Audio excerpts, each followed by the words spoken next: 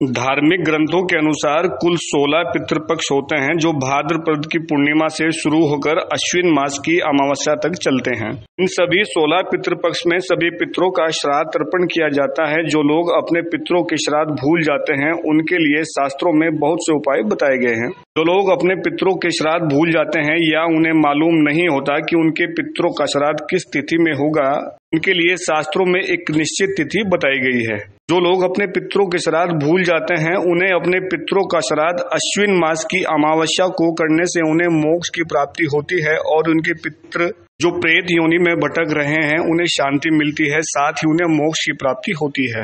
हरिद्वार के विद्वान ज्योतिषी पंडित श्रीधर शास्त्री ने लोकल 18 से और क्या कुछ कहा है, सुनिए। श्राद्ध पक्ष आने वाले हैं तो इसमें कई भ्रांतियां ऐसी होती हैं किसका श्राद्ध हम कैसे करें। तो जैसा कि अमावस्या आएगी पितृपक्ष में तो उसका नाम है पितृ विसर्जन अमावस्या, अर्थात उस दिन हम सभी पितरों को सभी इतने दिन का जो 16 दिन का श्राद्ध होते हैं उन सब में हम सब विधि विधान से सब कार्य करते हैं पितरों का।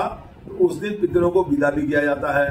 परंतु सवाल यह है कि कई बार ये हो जाता है कई लोगों के श्राद्ध छूट भी जाते हैं क्योंकि उनको याद नहीं रहता, तिथियों का ज्ञान नहीं होता, पंडित के द्वारा नहीं पूछते हैं या कोई भ्रम में रह जाते हैं। तो ऐसी स्थिति में पितृ विसर्जन अमावस्या को जिनका श्राद्ध छूट चुका है तो वे पितृ विसर्जन अमावस्या को श्राद्ध कर सकते हैं।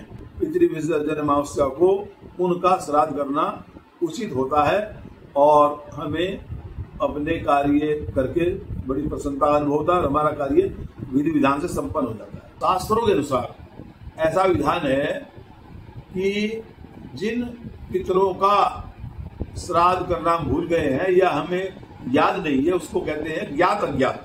जो हमारे ज्ञात अज्ञात हमारे पितर हैं उनका भी हम पितृ विसर्जन अमावस्या के दिन ही अर्थात अंतिम जो श्राद्ध का दिन है 2 अक्टूबर है, तो 2 अक्टूबर को हम उन सभी पितरों का जो ज्ञात अज्ञात हैं और उनको हम भूले हुए हैं उनका सभी का श्राद्ध हम उस दिन कर सकते हैं।